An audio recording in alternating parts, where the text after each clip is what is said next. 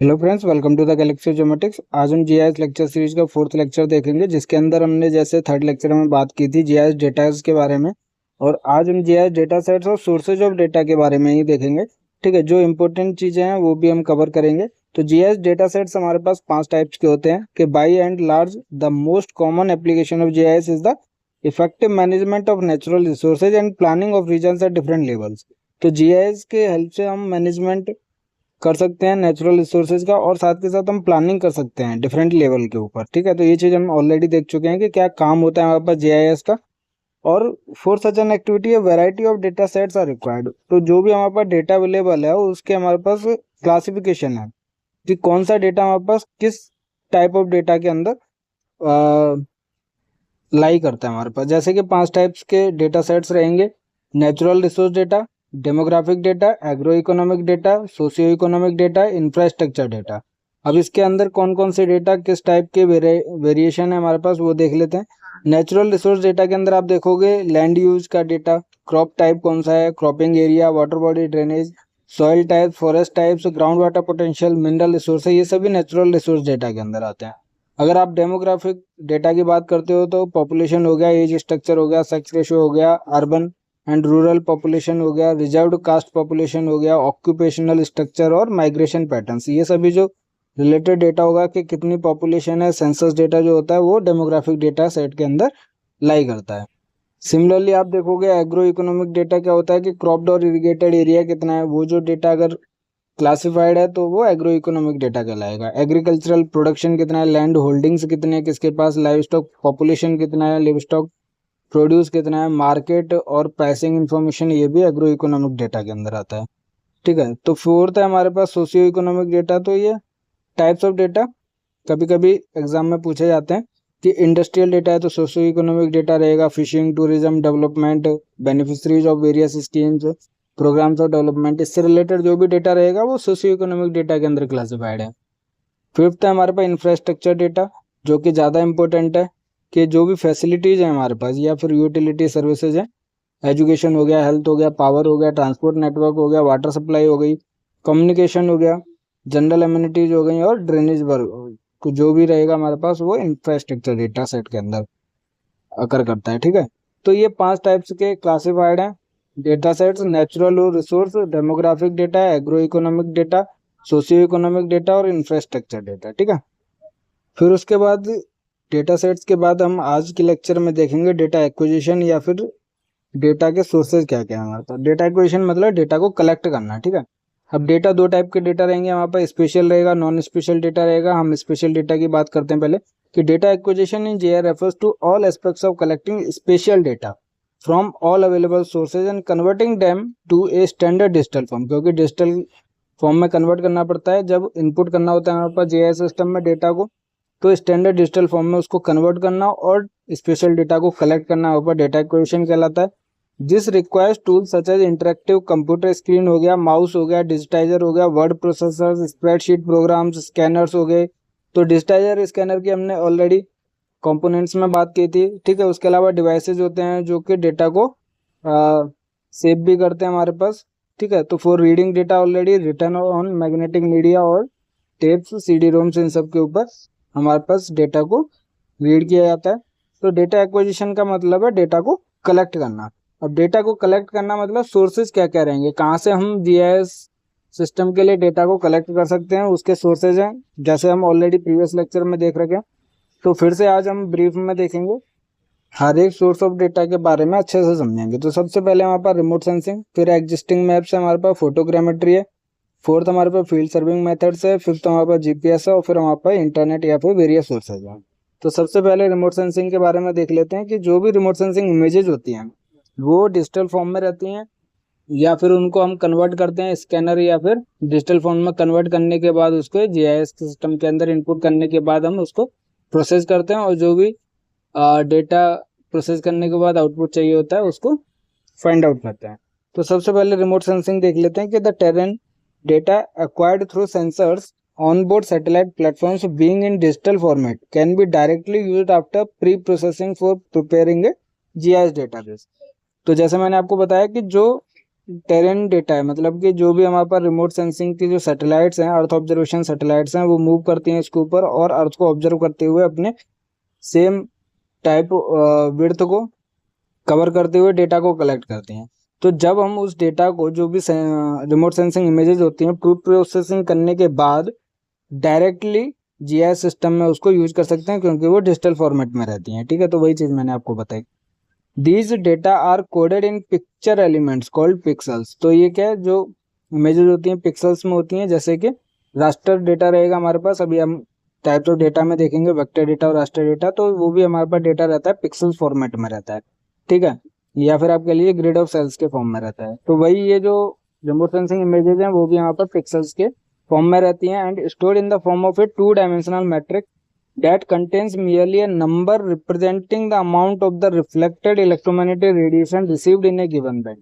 तो ये सभी रिमोट सेंसिंग इमेजेस के बारे में, आरएसआई के बारे में हम समझेंगे जब हम remote sensing and platform and sensor का लेक्चर सीरीज स्टार्ट करेंगे। तो बेसिकली आपको समझना है कि जो सैटेलाइट्स होती हैं अर्थ ऑब्जर्वेशन वाली, ठीक है, वो कैप्चर करती हैं इमेजेस को जो कि पिक्सल फॉर्मेट में रहती हैं, और ये जो पिक्सल फॉर्मेट रहता है वो वहाँ पर ग्रिड ऑफ सेल्स में रहता है।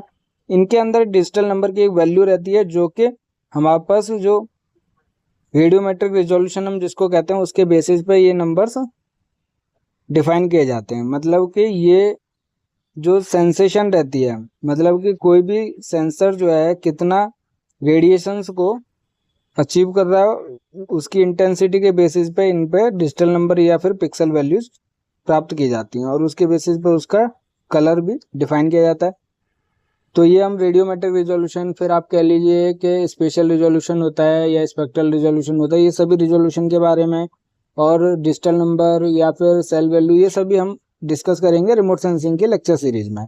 यहाँ पे आपको याद रखना है कि एक किसी बैंड के लिए जो कि स्पेक्ट्रल रिजोल्यूशन से रिलेटेड रहेगा, ठीक है, इस पर्टिकुलर बैंड में वो अमाउंट और रिफ्लेक्टेड इलेक्ट्रोमैग्नेटिक रेडिएशन या फिर इंटेंसिटी कह लीजिए, उसके बेसिस पे वो नंबर रिप्रेजेंट किया जाता है। ठीक है, तो आपको सिंपली समझना है कि ये डिजिटल फॉर्मेट में रहती हैं। अगर हम प्री प्रोसेसिंग कर देते हैं रिमोट सेंसिंग इमेजेस का, तो डायरेक्टली डेटा को यूज कर सकते हैं जीआईएस सिस्टम के अंदर। ठीक है, the digital images must be located properly with respect to a geodetic grid, otherwise the data they contain can not be related to their true ground position. तो जो भी इमेजेस रहेगी सबसे पहले जियो रेफरेंसिंग करेंगे, मीन्स उसको उस position पे लोकेट करेंगे जिस पोजीशन की वो इमेज अवेलेबल है हमारे पास।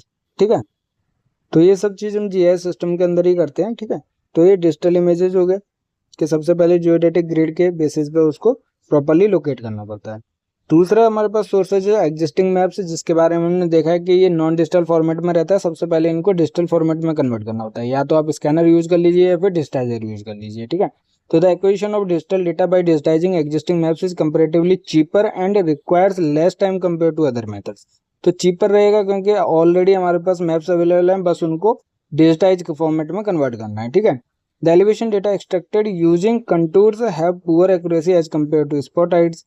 The digitized contours cannot be used for any useful GIS application other than regenerating the original contours themselves। तो जो कंटूर्स वाले रहते हैं वो हमारे पास एक तो एक्यूरेसी भी कम रखते हैं, स्पॉटाइड से भी आप रिड्यूस लेवल या फिर उसके एलिवेशन को डिफाइन कर सकते हैं।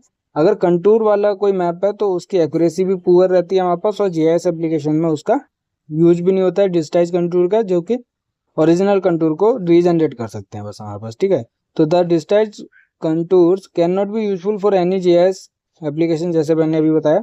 For a digitized contour data to be used for digital terrain modeling, it is necessary to carry out a series of a post-digitized processes whereby sample points are turned into a TIN, triangulated irregular network, और a DEM, digital elevation model। तो जब आप digital terrain model, ये भी हम देखेंगे GIS के अंदर ही, ठीक है, आगे जाके, सॉरी जीआईएस लेक्चर सीरीज में नहीं, हम इसको फोटोग्रामेट्री के अंदर समझेंगे, जो कि सेक्शन 1 के अंदर रहेगी। तो आपको सिंपली यहाँ पे समझना है कि डिजिटल टेरेन मॉडलिंग जो है वो TIN, ट्रायंगुलर इरेगुलर नेटवर्क होता है, या फिर आप डिजिटल एलिवेशन मॉडल कह लीजिए, जो कि कंटूर के बेसिस पे जो एलिवेशन डेटा होता है उसके बेसिस पे बनता है हमारे पास। ठीक है, तो जो डिजिटाइज कंटूर रहते हैं वो हमारे पास यूज किए जा सकते हैं DTM क्रिएट करने के लिए। उसके अलावा आप देखोगे कि the digitization of paper maps is done using a spatial data capturing devices called as digitizer, तो डिजिटाइजर का यूज करते हैं हम डिजिटल फॉर्मेट में कन्वर्ट करने के लिए। Map data conversion by scanning and vectorisation is often referred to as screen digitising और heads up digitising to distinguish it from conventional map data conversion using digitiser.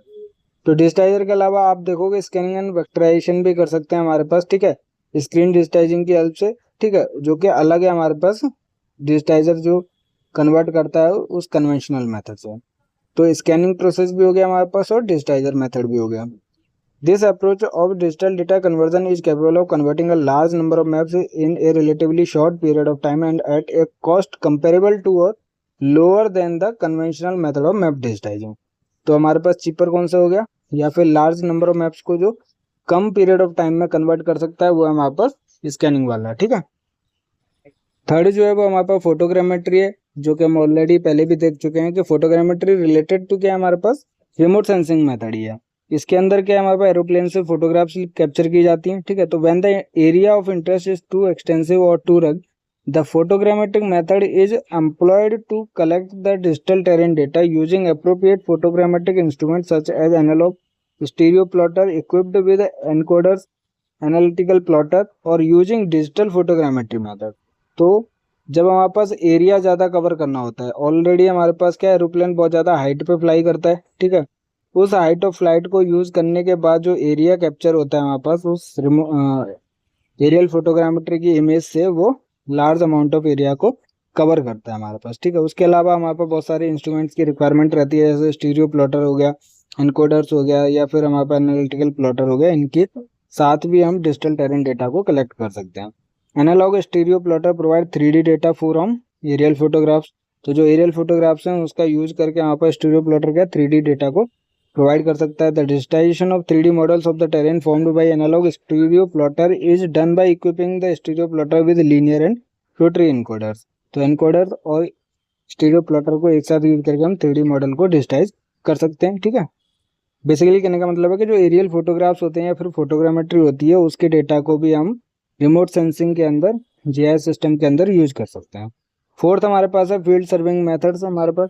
इसके अंदर हम कन्वेंशनल टेक्निक्स देखेंगे जिससे कि हम सर्वेइंग करते हैं, जैसे ईटी टोटल स्टेशन हो गया या फिर ईडीएमआई टेक्निक्स हो गई, ठीक है। तो terrain data in digital form can be obtain directly by field surveying methods by employing instrument such as electronic tacheometer और टोटल स्टेशन एंड जीपीएस। तो इन टेक्निक्स का यूज करके या इंस्ट्रूमेंट्स का यूज करके हम फील्ड सर्विंग मेथड्स को यूज करके हम डिजिटल फॉर्म में टेरेन डेटा को कलेक्ट कर सकते हैं। उसके अलावा क्या इलेक्ट्रॉनिक टेकोमीटर और total station is capable of electronically measuring both angles and distances and performing computation to obtain horizontal distance, slope distance, difference in elevation, coordinates and elevation of points.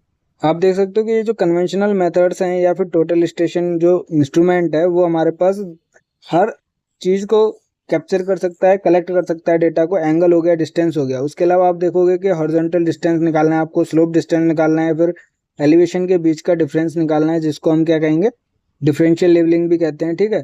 Coordinates हो गया हमारे पास, या फिर किसी भी point के coordinates, उसके लिए क्या हमारे पास रेफरेंस पॉइंट्स के बेसिस पे इसका एक अलग मेथड रहता है टोटल स्टेशन यूज करने का, ठीक है। बैक साइड करेंगे, फिर हम उसको पहले सेटअप करेंगे इंस्ट्रूमेंट को, फिर हम किसी भी अननोन पॉइंट को कैलकुलेट कर सकते हैं जो कि विजिबल है हमारे पास, ठीक है, उस इंस्ट्रूमेंट से। तो वो इसका एक अलग तरीका है जो भी हम लैंड सर्वेइंग जो सेक्शन 1 के अंदर टॉपिक्स है उसके अंदर पढ़ेंगे, ठीक है। And the elevation of points, अगर हम किसी के पॉइंट के एलिवेशन या एल्टीट्यूड को कैलकुलेट करना चाहते हैं तो भी हमारे पास टोटल स्टेशन या टेकोमेट्री का यूज किया जा सकता है, ठीक है।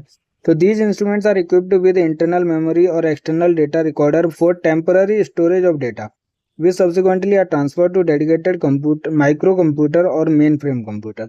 तो जो भी टोटल स्टेशन है या फिर कोई भी कन्वेंशनल इंस्ट्रूमेंट है वो हमारे पास इंटरनल मेमोरी या एक्सटर्नल डेटा को रखता है। पेन ड्राइव होगा वो भी आप लगा सकते हो, ठीक है। उससे हम डेटा को कैप्चर कर सकते हैं, बाहर निकाल सकते हैं और उसको हम किसी भी जगह या कंप्यूटर में ट्रांसफर कर सकते हैं, ठीक है। तो ये जो डेटा है हमारे पास वो भी डिजिटल फॉर्म में रहता है, उसको भी हम यूज कर सकते हैं जीआईएस सिस्टम के अंदर, ठीक है।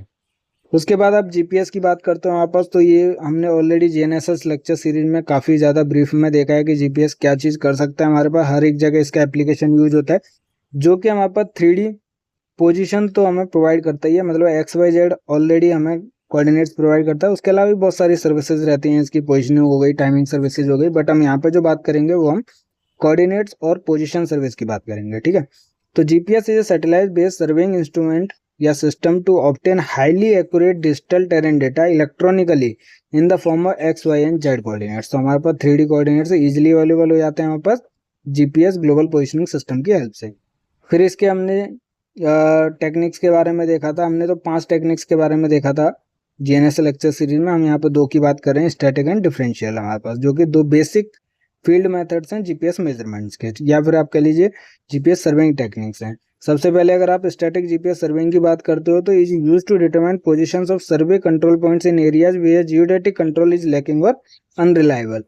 तो जैसे हमने जीपीएस सर्विंग की स्टैटिक टेक्निक के बारे में बात किया था कि सबसे पहले जो रेफरेंस रिसीवर रहता है वो हमारे पास सेटअप किया जाता है, जो कि नोन पॉइंट्स का रहता है, ठीक है।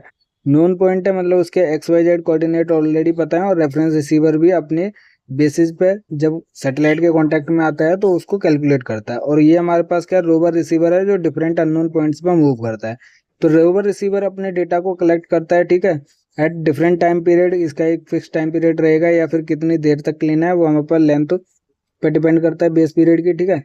तो ये भी हमारे पास सैटेलाइट से अननोन पॉइंट्स को डेटा को कलेक्ट करता है, हमारे पास बहुत सारे डेटाज को, और ये एक ही पॉइंट पे फिक्स रहता है। उस डिफरेंट टाइम पीरियड पे हमारे पास नोन पॉइंट्स के बेसिस पे वो अपने एरर को कंपेयर करता है कि इसने मान लीजिए x1 y1 z1 कैलकुलेट किया किसी भी टाइम पीरियड t1 पे, और उसी टाइम पीरियड पे रोवर रिसीवर ने अपना किसी एक अननोन पॉइंट पे डेटा को कलेक्ट किया, ठीक है। और उसके बाद आप देखोगे कि इसके कोऑर्डिनेट से एक्स वाई जेड, तो इन दोनों में जो डिफरेंस है उस t1 टाइम पीरियड पे वो है हमारे पास डेल्टा E1। तो इस डेल्टा E1 को बाद में पोस्ट प्रोसेसिंग करने के लिए हमारे पास क्या होता है, दोनों डेटा को, रेफरेंस वाले रिसीवर डेटा को और रोवर रिसीवर के डेटा को पोस्ट प्रोसेसिंग के लिए कंप्यूटर में फीड किया जाता है। और फिर इस टाइम पीरियड पे कितना एरर था, ये जो हमारे पास रोवर रिसीवर ने डेटा को कलेक्ट किया था उसमें सेम एरर को इंट्रोड्यूस किया जाता है, क्योंकि हमारे पास ये चीज़ मानी जाती है डीजीपीएस टेक्निक जो है वो डिफरेंशियल ग्लोबल पोजिशनिंग सर्विस जो टेक्निक है, सिस्टम टेक्निक, कि दोनों रिसीवर जो है हमारे पास वो सेम एटमॉस्फेरिक कंडीशंस को फेस कर रहे हैं, तो हमारे पास एरर जो रहेगा हमारे पास सिमिलर रहेगा, ठीक है। और फिर वही मीन्स करेक्शन हमारे पास सिमिलर रहेगा, नॉट एरर, ठीक है। तो ये जब हम कंप्यूटर के अंदर डेटा को ट्रांसफर करने के बाद पोस्ट प्रोसेसिंग कर रहे हैं, उसको एरर या करेक्शन अप्लाई कर रहे हैं, तो वो हमारे पास स्टैटिक टेक्निक कहलाती है। अगर यही सेम रेडियो वेव्स की हेल्प से या फिर सैटेलाइट की हेल्प से हमारे पास जो भी एरर हमारे पास उस टाइम पीरियड पे अवेलेबल है रेफरेंस रिसीवर में, डायरेक्टली रेडियो सिग्नल की हेल्प से रोवर रिसीवर में at the time of reading calculation वो इंट्रोड्यूस या करेक्शन अप्लाई किया जाता है, तो वो हमारे पास क्या रियल टाइम आरटी के टेक्निक कहलाती है, ठीक है। तो ये स्टैटिक और आरटी के जीपीएस सर्विंग टेक्निक्स हैं जो इम्पोर्टेंट थी, मैंने आपको ऑलरेडी डिस्कस कर दिया। अधिक जानकारी के लिए आप हमारे जीएनएस लेक्चर सीरीज जो ऑलरेडी सभी लेक्चर्स हमारे पास अपलोडेड हैं उसको देख सकते हैं, ठीक है। उसके अलावा हम देखेंगे कि it is also used for accurate measurement of distance between 2 points using 2 और more dual frequency GPS receivers to record the observations made on GPS satellite simultaneously for about 6 hours. Static GPS surveying is mainly employed for establishing geodetic control and measuring national and international networks and not intended for ordinary detailed terrain data acquisition. तो basically ये geodetic control points को establish करने के लिए static GPS surveying technique का use किया जाता है। अब differential GPS surveying is used to determine the position and heights of ground points for making use of existing और न्यूली स्टेब्लिश्ड कंट्रोल पॉइंट्स। तो डीजीपीएस जो है डिफरेंशियल ग्लोबल पोजिशनिंग सिस्टम जो सर्विंग टेक्निक है वो यूज की जाती है किसी भी पॉइंट की, जो भी ग्राउंड पॉइंट है हमारे पास उसके पोजीशन और उसकी हाइट के कैलकुलेशन के लिए। बेसिकली हमारे पास जो जियोडेटिक कंट्रोल पॉइंट्स होते हैं उनको स्टेब्लिश करने के लिए स्टैटिक जीपीएस सर्विंग टेक्निक का यूज किया जाता है, ठीक है। तो ये जो डेटा रहता है हमारे पास जीपीएस से अवेलेबल रहता है उसको हम डायरेक्टली भी यूज कर सकते हैं, क्योंकि कोऑर्डिनेट इन्फॉर्मेशन है हमारे पास जो कि हम डायरेक्टली इनपुट कर सकते हैं जीआईएस सिस्टम के अंदर, और उसके बेस पे हम उसको प्रोसेस करने के बाद या एनालाइज कर सकते हैं, जो भी ऑपरेशन होता है वहाँ पर उसको परफॉर्म कर सकते हैं, ठीक है, जीआईएस सिस्टम के अंदर। तो ये जो जीपीएस डेटा है वो भी हमारे पास बहुत यूजफुल रहता है जीआईएस सिस्टम के लिए, ठीक है। उसके अलावा देखोगे कि द डिफरेंशियल जीपीएस सर्विंग में be performed as a kinematic GPS surveying और रियल टाइम जीपीएस सर्विंग, जो कि आप अच्छे से समझना चाहते हो तो जीपीएस सर्विंग टेक्निक की यूनिट 3 हमारे पास जीएनएस लेक्चर सीरीज के अंदर, आप उसको देख सकते हो यूट्यूब चैनल पे। अगर आप गेट 2026 के टारगेट को देखोगे, जीएनएस लेक्चर सीरीज देखोगे तो उसमें ऑलरेडी अवेलेबल है। ठीक है, अब लास्ट जो हम आज बात करने वाले हैं सोर्स ऑफ डेटा की, वो है हमारे पास इंटरनेट। कि the internet is a vast network of digital computers. Internet के बारे में आप सभी जानते हो, आपके फ़ोन में भी अवेलेबल रहता है, और आप गूगल को देख लीजिए कि हर एक चीज़ आपको गूगल पे भी मिल जाती है। ठीक है, बट हम यहाँ पे इंटरनेट जो कि होल सर्विस की बात कर रहे हैं, इंटरनेट की बात कर रहे हैं। ठीक है, they are linked by an array of different data transmission media such as satellite and radio links and fibre optic unshielded twisted pair coaxial and telephone communication lines. तो हमारे पास फाइबर से भी इंटरनेट मिलता है हमारे पास, या सैटेलाइट से भी इंटरनेट मिलता है। मतलब ये डेटा ट्रांसमिशन का डिफरेंट डेटा है जो कि हर एक चीज़ लिंक है इससे। Connecting this media involves N array of different devices ranging from complicated routers and data switches through simple signal amplifying hubs to modems। तो ये वाईफाई की हेल्प से भी मतलब उसके बारे में बताया गया। मेन आपको समझना है कि जो transfer of data is carried out by using a standard coupling protocol known as TCP और IP internet protocol. IP address के बारे में आप समझते हो कि कोई भी आप चीज़ को सर्च करते हो गूगल में तो आप डायरेक्टली कीवर्ड्स को डाल देते हो, लेकिन जब आप उसको देखोगे कि उसका जो लिंक रहेगा www वाला जो रहता है ऊपर, ठीक है, वो प्रोवाइड करता है। वर्ल्ड वेब वाला जो होता है वो पूरी इन्फॉर्मेशन उस साइट से लिंक करता है, जो भी उसके ऊपर वो कीवर्ड्स अवेलेबल रहते हैं। ठीक है, तो for GIS user the www provides data and is source of information. Main ये है कि जो www होता है हमारे पास वर्ल्ड वाइड वेब, वो हमारे पास डेटा को प्रोवाइड करता है जीआईएस सिस्टम के लिए। Whole libraries of vector, raster and object data are being offered on the internet as well as directory information on different data sets. At the moment, speed of data transmission and internet access are the main limitations of this data resource. तो basically speed जो रहती है data transmission की वो थोड़ा हमारे पास limitation है इस डेटा रिसोर्स की। नहीं तो इंटरनेट से भी हमारे पास बहुत सारा डेटा अवेलेबल है। आप कोई भी सैटेलाइट इमेज को परचेज कर सकते हो, या फिर different types of satellites on the basis of accuracy available रहती हैं, या जीआईएस सिस्टम के लिए जो डेटा सूटेबल है वो भी आप डाउनलोड कर सकते हो। तो इंटरनेट भी एक रिसोर्स है, सोर्सेज ऑफ डेटा है जीआईएस सिस्टम के लिए। तो हमने आज फिर से एक्सप्लेन किया sources of data, data sets के बारे में देखा। ठीक है, तो कोई भी अगर आपको डाउट है तो आप हमें कमेंट कर सकते हैं, या फिर आप हमारे साथ जुड़ सकते हैं व्हाट्सएप और टेलीग्राम चैनल पर, जिसका लिंक जो वीडियो के डिस्क्रिप्शन में आपको मिल जाएगा, जहाँ पर आप अपने डाउट्स भी पूछ सकते हैं। ठीक है, वीडियो पसंद आया तो लाइक कीजिए, दोस्तों के साथ शेयर कीजिए, चैनल को सब्सक्राइब कीजिए, और अपना गेट की तैयारी करते रहिए, पढ़ते रहिए, खुश रहिए, मुस्कुराते रहिए। Thank you.